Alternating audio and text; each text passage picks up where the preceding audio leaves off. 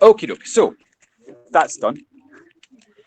So in level 6 digital passport, you have to know about these 4 key terms. This is the last bit of knowledge for this topic. Okay, nothing else after this. It's just doing the assessment piece to the best of your ability, finishing off, handing it in, and done. Yeah. So social presence, first of all, is all about inquiry. Okay, so social presence.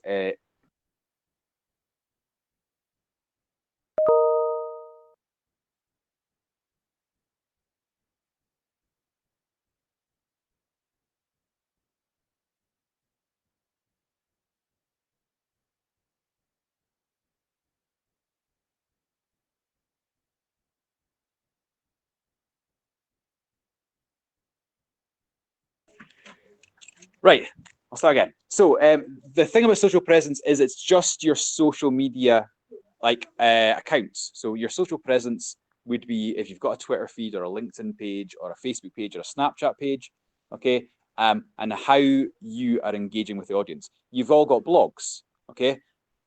Those blogs are published on the internet. Maybe nobody's visiting them, but it's still a social presence. Okay, so that is essentially it in a nutshell. It's how you engage with people over the internet, and how you express your opinions over the internet. Okay. The idea about social presence is you try to encourage some collaboration and community. Okay. And you do that by going out into the different social media services and like sharing your YouTube videos. Or my best friend, he's a primary teacher, but he's also like a musician, and he writes books, and he does weird and wonderful like comedy sketches on the internet, and he gets almost 0 hits on YouTube. And he was asking me last night, how do I get better at?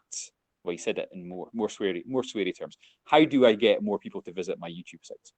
And I don't have a brilliant answer, but he wants to increase his social presence. So I said, well, do you have Twitter? Yes, we'll use it. Start posting links to your YouTube pages. Start using the hashtags that other people are using, like the trending ones, so that you're part of that conversation. Does that make sense? So that's social presence. Okay, so how would we define that in our own words? Okay. Oh, lost.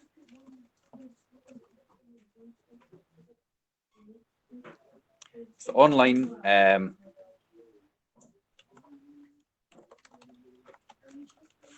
social presence is the online communities that you are part of, the services that you use, okay, and how you engage with the wider public.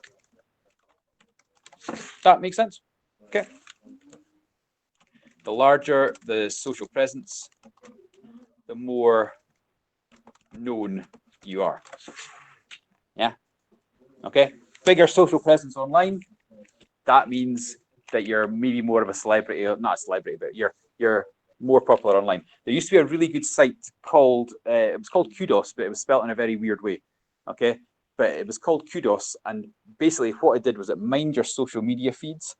So you volunteered to link your accounts to Kudos, and it gave you a rating based on your social presence. And so for a very brief moment in 2011, I joined Kudos to find out how important I was in the world. It was horrendous. I would never want to repeat that because it turns out I'm not very important. Who'd have guessed that? However, it did point out that there were more important teachers, people who lived nearby, people who had a better social presence or a bigger social presence, people that I know now as a result of Kudos. So I was only on it for a month, and then I went, that's really depressing. I don't really want to do that anymore. But it linked me up to people who were nearby, who were in my field of expertise, who were more socially present and therefore better to link to. I think Kudos still exists, but I've not touched it since then. Okay, but it was a kind of a meter or a kind of a ranking of how good your social media presence was. Okay, it links nicely into teaching. Okay, and that's where that picture comes from. Okay, so your overall educational experience in school, just in case you're not sure about social presence, is how your teachers and you interact, how you interact with everyone, and how you think about school, and then how you socialize in school, and that builds up your entire educational experience. So, if that helps, it's the social aspect of school, but online. Help? Oh, cool. I'll leave it then. Right.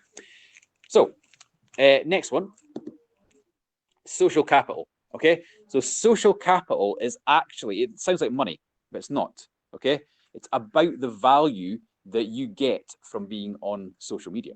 Okay, so there have been negatives in the social dilemma video. There's been negatives in the fake news investigations. There's been negatives in just internet safety in general. Don't go on not last FM, Ask FM. Don't go on Ask FM. Is that still even a thing? No. Don't go on Ask FM because it's all anonymous and people will just slag you off and you'll kill yourself and die or something, right? That seems to be the sort of, that was the parents, that's not me, that was the parents' sort of impression and the media's impression of those anonymous social media sites in the early 2012, 2013 period.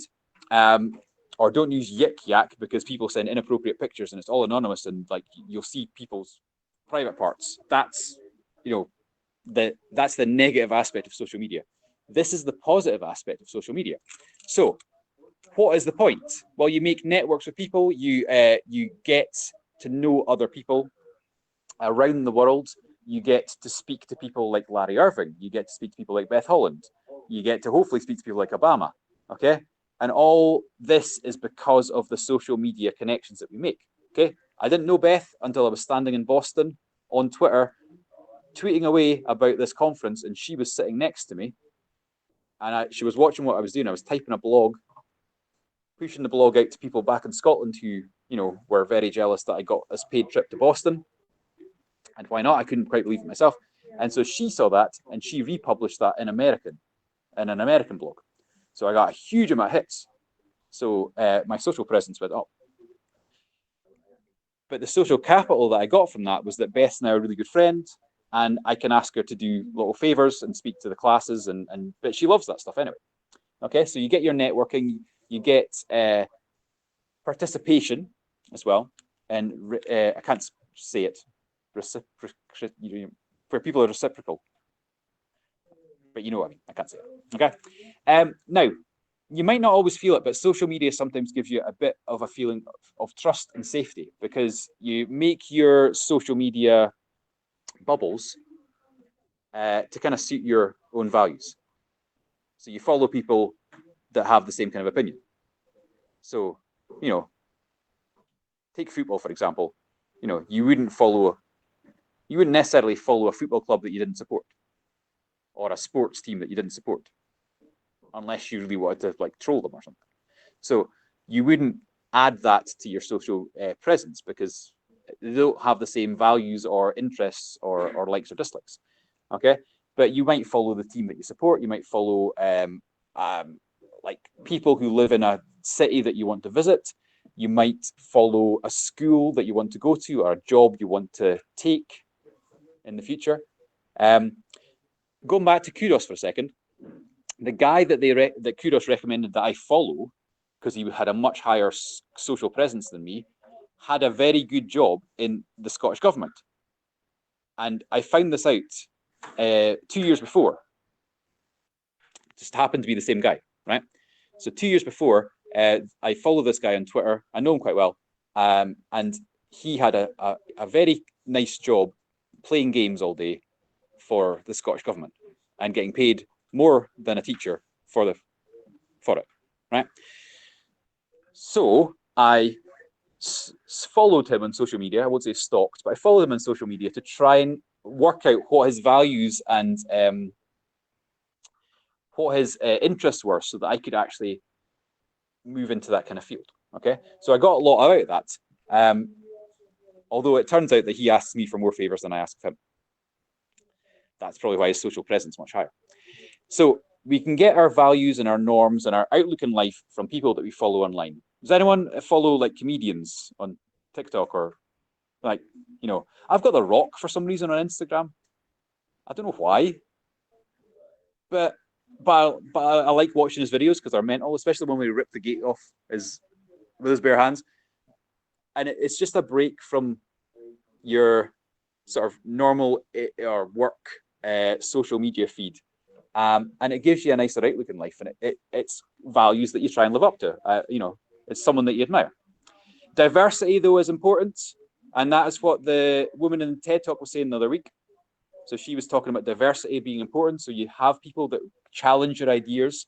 So I don't know, I would maybe have, if I was following American politics, I would have a Biden supporter, but I would also have a Trump supporter, someone that I could chat to, not that would just shout at me, for diversity, so they could challenge my beliefs and ideas. Okay. And so that's it. So social capital is like what you get out of social media. Does that make sense? Any questions about that? Lewis, you get? Okay. So how would I describe it? Oh, well, listen. Okay. So social capital is what advantages and benefits. Exactly. Brilliant. Okay.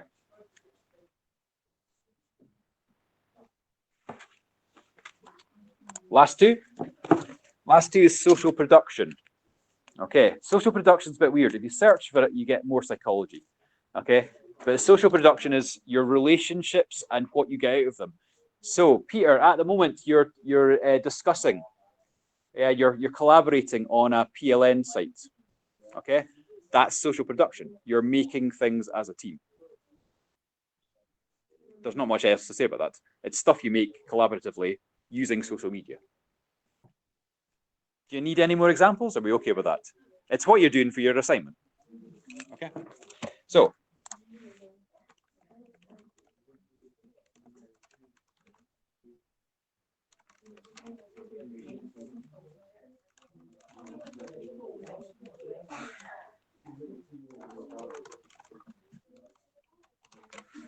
there you go. And the last part, Luke.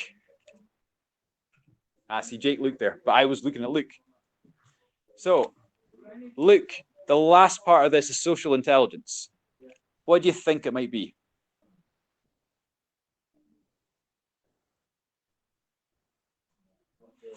Okay. You do it every day, right? Every single day, the briefing comes on, and you, most of the time, will turn around and you will watch and you will absorb the briefing. Today, I was absorbing the briefing going, what? But I was absorbing the briefing, right? And it's all about, it's like emotional intelligence. It's how you interact with people. So if you work in, I don't know, fast food industry or retail industry, then you'll have to employ you'll have to employ emotional intelligence, especially if you're managing staff. Yes? So if someone phones up and says, I'm phoning in sick, and it's the same Friday morning or Saturday morning every week or every second week, your emotional intelligence might suggest that you go, okay, you don't get angry with them. You say, right, can we talk about how we can change your shift patterns to make you able to come to work, for example? I don't know why I'm looking at you guys, but I am. But management, okay? Social intelligence in the workplace is about being good communicators and relationship builders. Okay, so it's how you behave online. It's internet netiquette. So if somebody on social media asks you for some help, if you can help, you help. You're nice when people offer help, and gracious. Okay, you're kind as much as you can be. You smile on social media in a variety of ways. I smile through GIFs. All right. And then you always post. When you post, you always think about others, and that's social intelligence. So it's not about managing people. It's about keeping relationships in a good place. That makes sense. And that's it. Okay, so let's type up this last definition. So last definition is social intelligence is how you interact with other people using social media. Good social intelligence is shown by thinking of others before you post, being kind, gracious, helpful, etc. To build good relationships.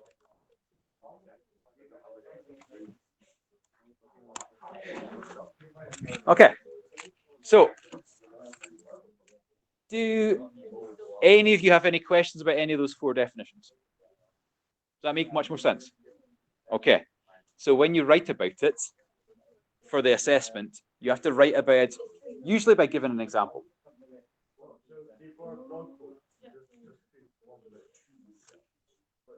In what way? Yeah. So social presence would be, yeah, lots of blog posts. Yeah. Yeah.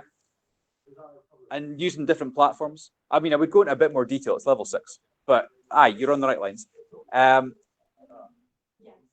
It's about the services that you use. It's about how you share that. It's about how you can enhance or maximize the amount of people who watch your videos or read your blogs. That okay? Yeah. So I was talking about examples. So an example of socially intelligent people is Marcus Rashford on Twitter, changing government's opinion about things over and over again. Yeah, really good social intelligence. I know. I'm going to apply social intelligence and answer it.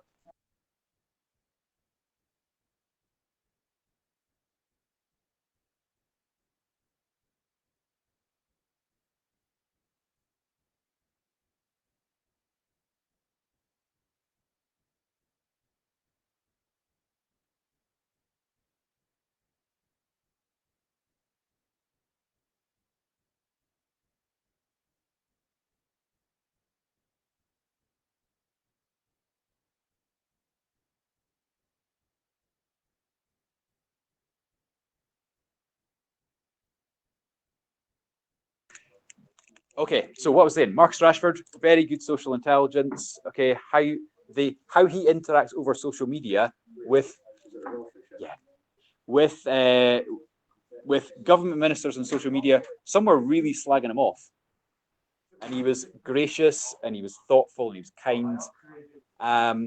There was something on Friday where a 9-year-old wrote to him. You see that with the trainers of football boots, and he was trying to raise money for his food bank, and the Marcus Rashford said, "I'll sign them, you keep them, and then I'll give the money that you would have made to that food bank." And you're like, "Oh, strong social intelligence." Okay, so that's a really good example. Feel free to steal that. Okay, you could write that as your sort of post for something like that, but you could pick anyone. It doesn't have to be him. It could be anyone else. Okay.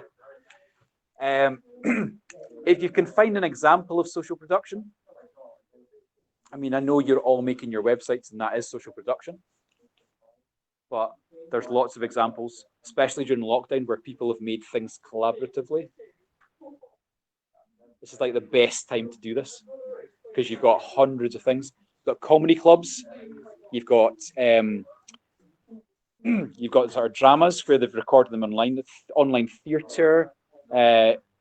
If you look at culture for this, there's a wealth. You've got musicians who collaborated online through Zoom and things like that.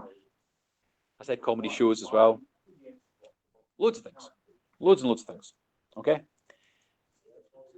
Remember that audiences are also part of social productions. That's a good thing to remember. And for social capital, it's finding a hashtag. Find a hashtag that you feel has made an impact. Okay. And has allowed people to. So, what's the name of that Japanese K-pop band? that everyone loves. Yes, they're always on. I didn't want to use Justin Bieber, but is it BTS? I've not listened to any of their songs, but they've got hundreds and thousands of followers who have this sense of belonging. They've got a little clan. They've got their little group.